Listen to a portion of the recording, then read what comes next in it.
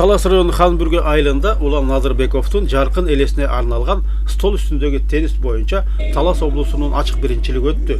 Стол үстүндөгү теннис оюнуна Талас облусунан тышкары Бишкек шаарынан да 2 команда келишкен.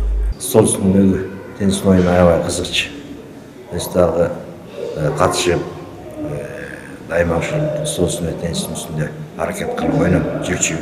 Ушу Манас айылында дагы жерде частный стол үстүндө теннис оюну немеси бар эле, кичинекей площадкасы, ошол жерге дайыма келип ойноп кетип жүрчү. Анан эми да эми бул стол үстүндө теннис оюну саал артка кетип көмүскөдө калып баратынына байланыштуу ушул кайра жандандыруу болсун деген ниетте ушул нерсени уюштуруп атабыз. Талас облусунда стол үстүндөгү теннис боюнча республикада Талас облусунун командасы азырынча алдыңкы орунга чыга элек. Бүгүнкү күнү болсо биз эң областтардын артында калдык.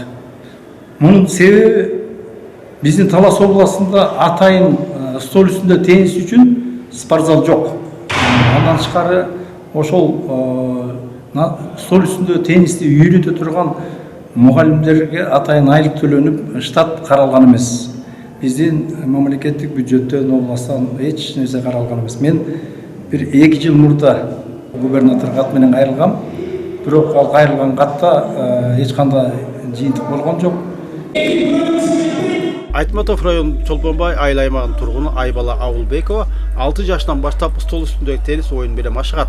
Айбала Талас облусунун биринчилигинде байгелүү орунду ээледи. Азыркы мезгилде биздин Талас областында теннистин өнүгүүсү боюнча эми өнүгүп келе жатат. Республика арасында 2-3 орундарга илинип келебиз. Кыздардын кызыгуусу азыркы мезгилде Талас шаарында эми гана жаш кыздар чыгып келатат.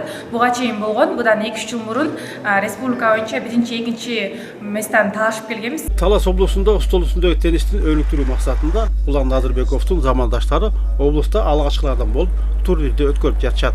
Кезинде Улан Назарбеков да стол үстүндөгү теннистин активдүү оюнчусу болгон. Эми бул уюштуруусунун максаты эмне? Максаты ушул бул көптөн бери билесиздер, барыңыздар үчүн мини футбол, волейбол боюнча турнирлер буга чейин өтүп келет.